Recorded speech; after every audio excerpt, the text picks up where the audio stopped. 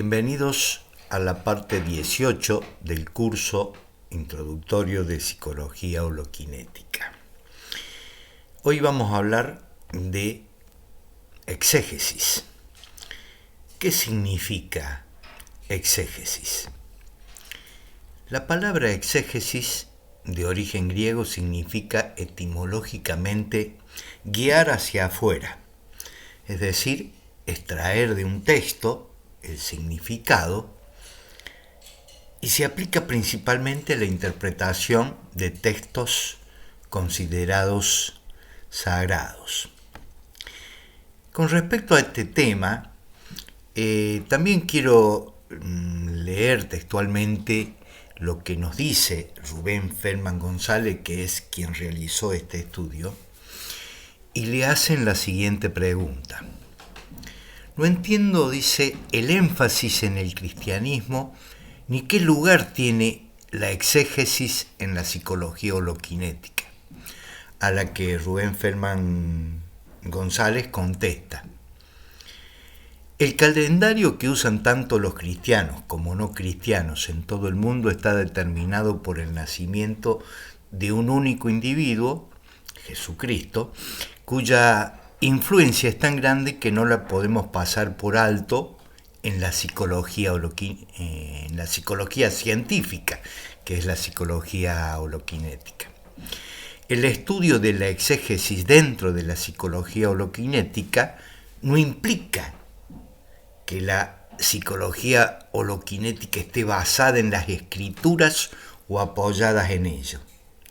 La psicología holoquinética se sostiene por sí sola, por su fundamento científico y porque presenta hechos consensuales y replicables. En el área de la paleontología, nuestro conocimiento actual de la biología, geología y física nos permite observar los restos de los dinosaurios fósiles y hacer asunciones y teorías sensatas relacionadas sobre ellos. Del mismo modo, en la exégesis, nuestro conocimiento actual sobre la mente nos permite observar los restos de la enseñanza antigua, palabra escrita, que claramente se refieren a una transformación mental profunda y a hacer interpretaciones sensatas y racionales sobre ellas. Al llamar la atención al mensaje que subyace a esas enseñanzas, la psicología holoquinética no tiene el propósito de revitalizar las tradiciones ni las organizaciones que fueron construidas alrededor de ellas a lo largo de la historia. También podemos decir que los libros sagrados nos traen una profunda enseñanza psicológica. La Biblia aborda la naturaleza esencial de la mente humana. Se puede ver como un relato de todo lo que puede acontecer en nuestra psiquis, pero estamos hablando de la actualidad. Los libros sagrados pueden entenderse de una manera meramente literal o bien como parte de una profunda enseñanza a nivel psicológico. Algunos observadores, la minoría, han percibido la realidad de una manera muy completa. Han traducido a palabras esa percepción global en lo que se conoce como literatura religiosa o libros sagrados. Por ejemplo, la Biblia, el Corán, Bhagavad Gita, los sutras, el Tao Te Ching, los Vedas, Dhammapada, etc. Lo curioso es que el proceso meta o conciencia lineal interpreta estas palabras consideradas sagradas de una manera reduccionista y dual, o sea, interpreta a su manera la conciencia lineal.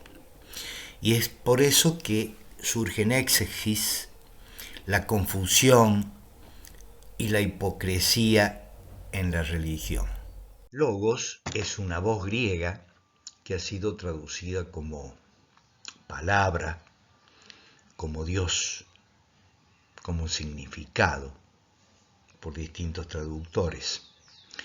Dios puede ser una simple palabra que no tiene mayor impacto en nuestra vida personal, no tiene mayor incidencia o una incidencia relativa, superficial, o puede ser, como dice Rubén Feldman González, una tormenta neurofisiológica. O sea, Dios como vivencia, como experiencia, sin la palabra hablada. Si esto es posible, solamente lo es en lo que nosotros llamamos la percepción unitaria. Con respecto a la placa anterior, logos es la realidad indivisa. Para Juan es Jesucristo antes de tomar la forma humana. Dice Juan, todo viene del logos y todo va al logos. Significa que todo viene de la creación y todo va a la creación. Quiere decir que antes de existir el universo, o sea, lo manifiesto, solo existía el logos. La frase el hombre hecho a imagen y semejanza de Dios significa que cada hombre contiene a Dios y Dios contiene a cada hombre. La cosmovisión holográfica nos dice que cada punto del universo contiene a todo el universo, mientras que la percepción fragmentaria hace que percibamos la identidad separada, el yo separado del resto, cuando la identidad es Dios, no es el yo un conjunto de memorias. El pacto con un Dios personificado o la recepción de un testamento divino constituyen esencialmente una dualidad, como es obvio. Esta dualidad del ámbito C y del proceso meta, o de la conciencia lineal, dice, yo aquí y Dios allá. Aquel, aquí. Yo con aquel me pongo de acuerdo, o bien aquel, Dios, me legó un testamento.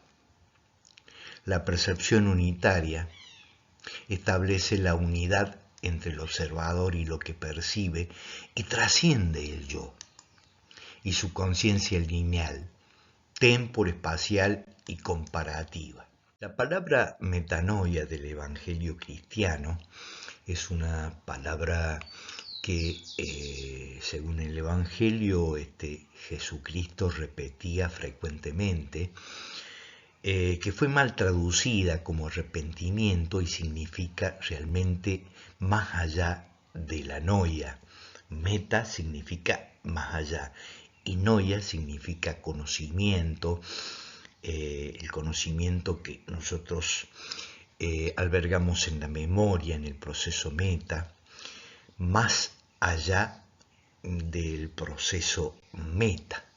Cielos es la experiencia de lo atemporal, de lo eterno, lo trascendente, lo no condicionado. Está más allá del espacio y del tiempo. En Juan 3:31 dice, el que viene de lo alto está por encima de todo. El que es de la tierra pertenece a la tierra y habla de la tierra. El plural de cielos nos habla de que la experiencia de cielos tiene muchos matices, múltiples aspectos. Cielo y tierra son acontecimientos mentales, una doble concepción psicológica. Tierra significa la manera como experimentamos psicológicamente desde nuestra conciencia habitual lo mundanal, lo temporal, lo intrascendente, lo mecánico, lo externo, lo condicionado. Pan designa las actividades que hace el hombre para sobrevivir, la lucha, el esfuerzo. En el Padre Nuestro, pan se refiere a hacer lo justo y necesario para sobrevivir, para obtener el pan de cada día. Algo que se olvida el hombre moderno y lucha por la supervivencia usando medios no siempre éticos. A esto le llamamos conciencia de pan. El hombre no necesita solo sobrevivir, sino también necesita la palabra de Dios, dice Lucas en el 4:4. Esta verdad es la llave de la puerta del cielo, pero todavía no es el cielo, sino tiene que despertar a una manera diferente de ver la existencia. Eso es el cielo. El pan también designa el alimento supersustancial, que significa hacer la voluntad de Dios. Otro significado de la palabra pan es la totalidad, como por ejemplo pandemia, panorámico, panamericano, etc. Piedra es el conocimiento, es la manifestación de la verdad. Se refiere a la enseñanza que hace posible que el hombre pase a un nuevo estado de conciencia. La piedra, a diferencia del ladrillo, el ladrillo es hecho por el ser humano, es decir, es de fabricación humana, y esto lo menciona el Génesis 11:3, que es el de hechura humana y no se corresponde con la verdad. Con estos ladrillos fue construida la Torre de Babel. Es decir, que si nos apartamos de la verdad, no podemos comunicarnos. Agua es el entendimiento profundo de la enseñanza, piedra.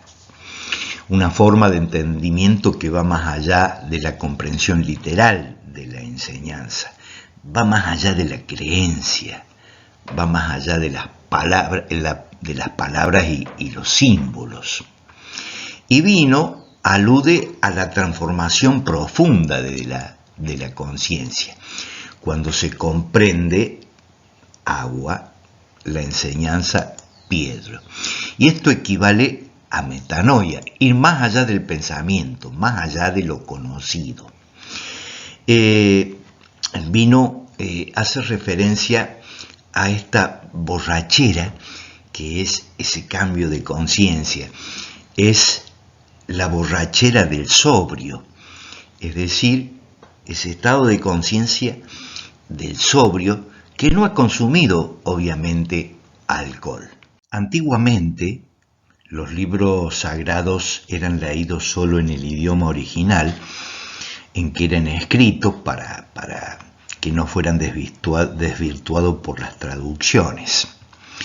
Y se montaban escuelas o monasterios especiales para tal lectura. Estas escuelas recibían el nombre metafórico de viñas. Las viñas dan su fruto, que es la uva, que cada hombre elabora con su propio trabajo y comprensión para extraer el vino. Estas viñas se mencionan en el Cantar de los Cantares 2.15. Hay múltiples alusiones en el Viejo y en el Nuevo Testamento al vino esencial o trascendental que producen estas viñas. Esto viene a colación de la acepción de vino y de que venimos trayendo en este curso y en este video. La enseñanza, Piedra, nos dice que cuando nos damos cuenta claramente, agua, de lo que ocurre a nivel pan, existe la posibilidad que se produzca en nuestra conciencia una embriaguez luminosa,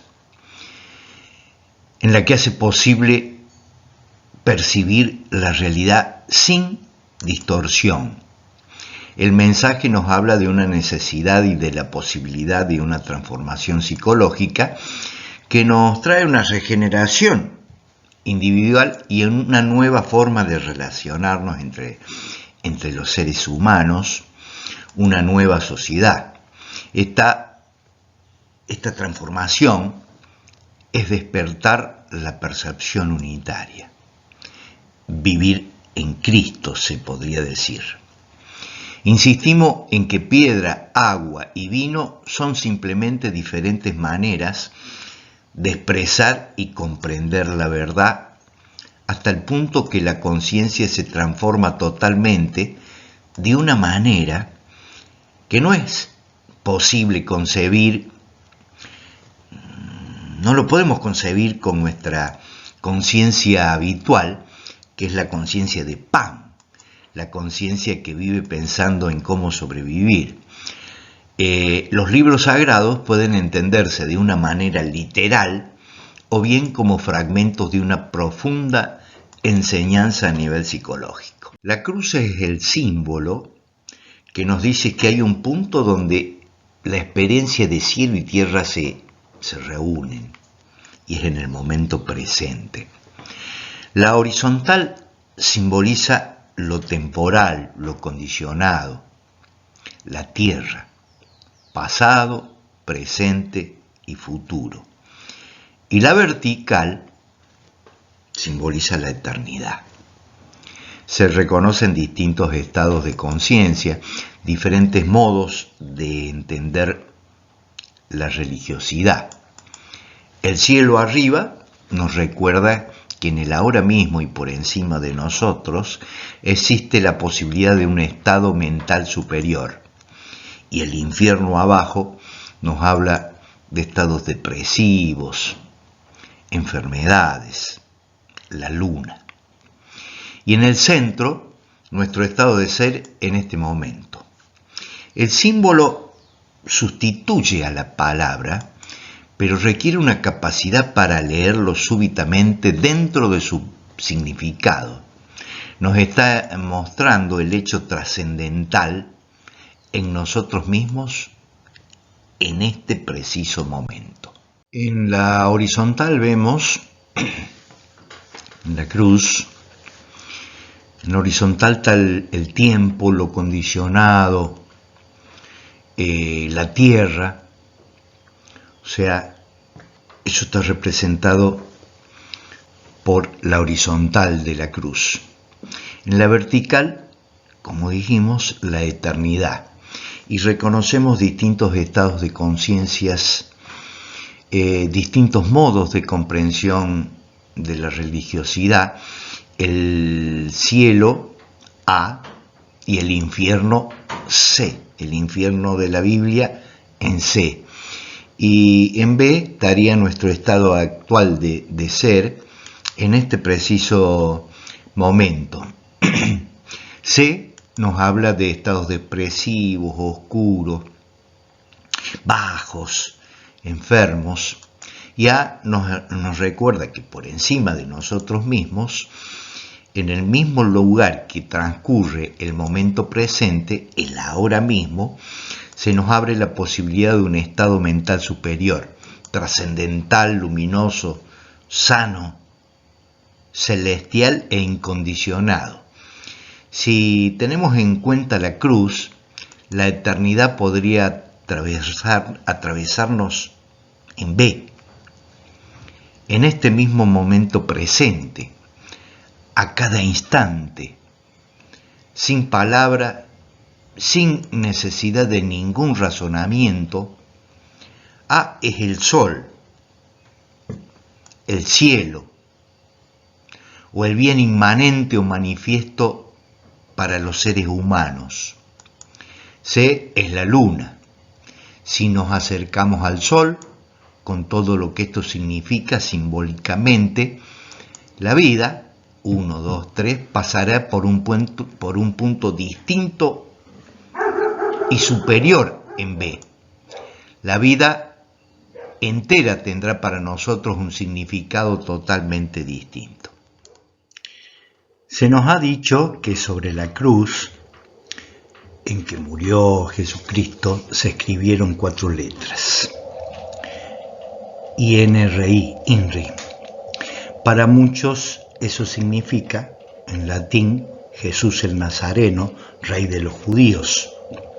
También se nos dice que estas letras tienen varios significados. Entre otros, In nobis regnat Jesús. En nosotros reina Jesús. La palabra usada no es sobre nosotros, reina Jesús, sino en nosotros reina Jesús. O sea, dentro de nuestro propio ser está el Maestro que nos enseña la verdad y nos señala el camino y nos da una nueva vida. Solo nosotros podemos vivir con la intención de expresar ese Maestro interno en percepción unitaria. En Romano 8:2 nos repite 2 veces que el mismo Espíritu que transformó a Jesucristo habita en el interior de cada uno de los hombres. En Mateo 8:22 se hace mención a que los hombres están muertos en vida, muertos que solo entierran a sus muertos. Esto significa que la vida habitual que nosotros llevamos es como estar muerto, como zombies, sin esa conciencia luminosa que nos trae esta enseñanza.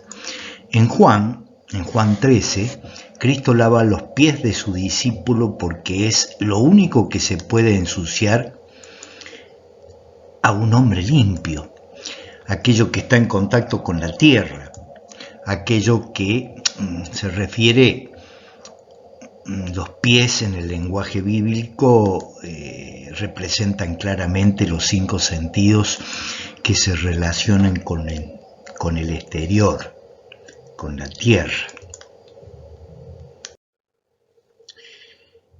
En la carta de Pablo a los Corintios 3:16 se dice que somos templo de Dios y que el Espíritu de Dios mora en nosotros. Se sigue enfatizando la importancia de nuestra interioridad. Poco después se desprecia la sabiduría de este mundo, que indudablemente constituye, por ser condicionada, otro aspecto de la tierra, nuestra memoria. En Mateo 6:25 se reafirma lo mismo al decir que el cuerpo es más que el vestido y la vida más que el alimento. Poco antes, en este mismo capítulo, exhorta a hacer tesoros en el cielo y no en la tierra. En Juan 3, en la parábola de Nicodemo, que veremos también posteriormente en este curso, se explica lo que significa nacer de nuevo, ser un hombre nuevo, sin pensar en los aspectos exteriores y superficiales de las cosas.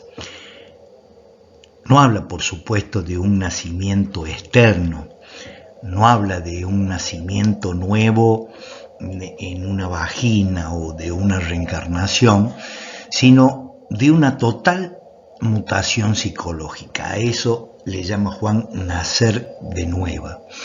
Una verdadera mutación del ser interno. Y también asevera que Moisés levantó la serpiente en el desierto gracias a esa mutación psicológica.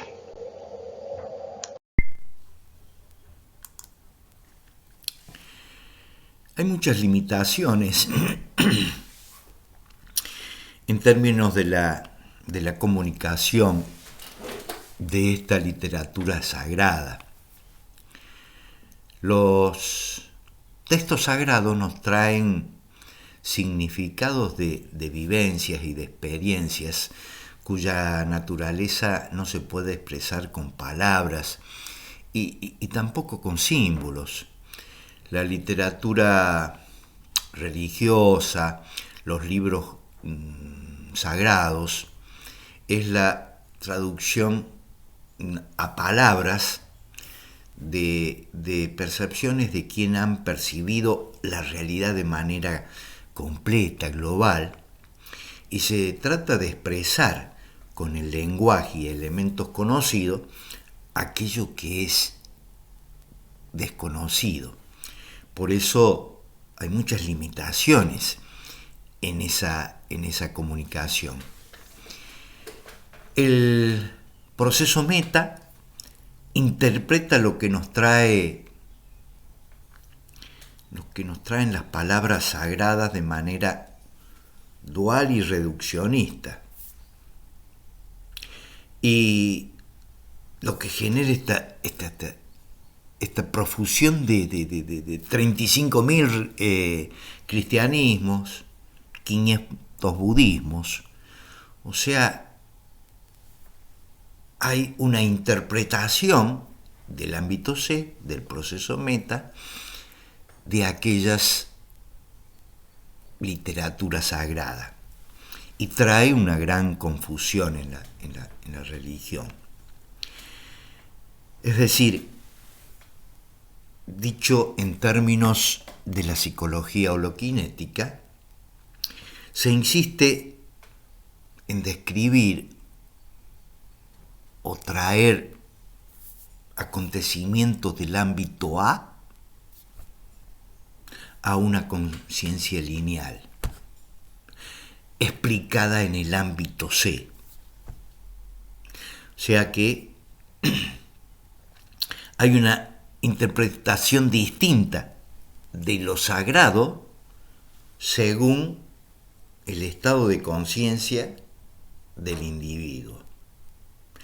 No es lo mismo comprender la literatura sagrada en el ámbito A o B que en el ámbito C.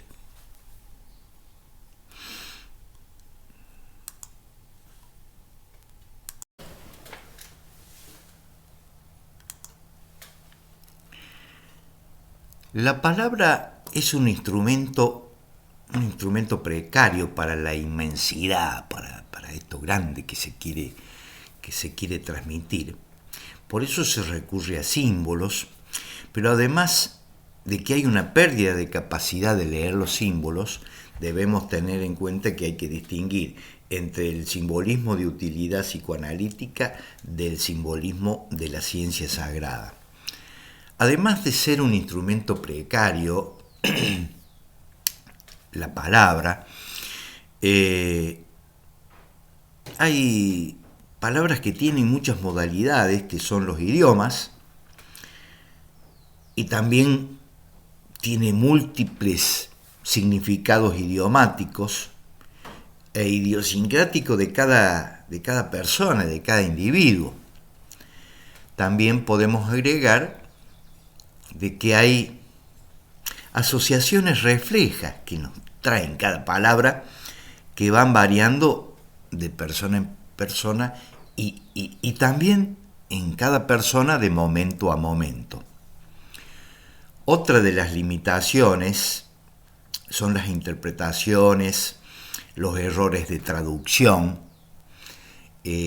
Por ejemplo, la Biblia fue traducida del griego al latín, el latín que era el idioma del Imperio Romano, y del latín al inglés, al español, etc.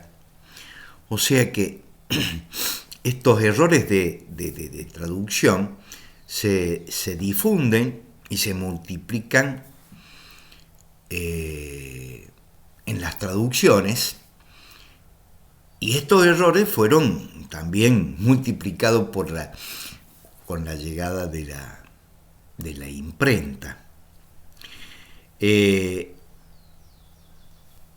Si profundizamos en el Evangelio de Juan en griego, veremos que las traducciones en inglés y al español son sombras de los originales. Esto último nos dice Rubén Feldman González, que él realizó aprendió a hablar en griego para leer la Biblia en su original, en su idioma original. O sea, la modalidad condicionada y temporal de nuestra cultura bloquea la comprensión profunda de los símbolos y de las palabras. Bueno, hasta aquí hemos llegado. Los invito al próximo encuentro, que será también referido a este tema tan importante como la exégesis, que es el estudio en este caso de las Sagradas Escrituras a la luz de la psicología holoquinética.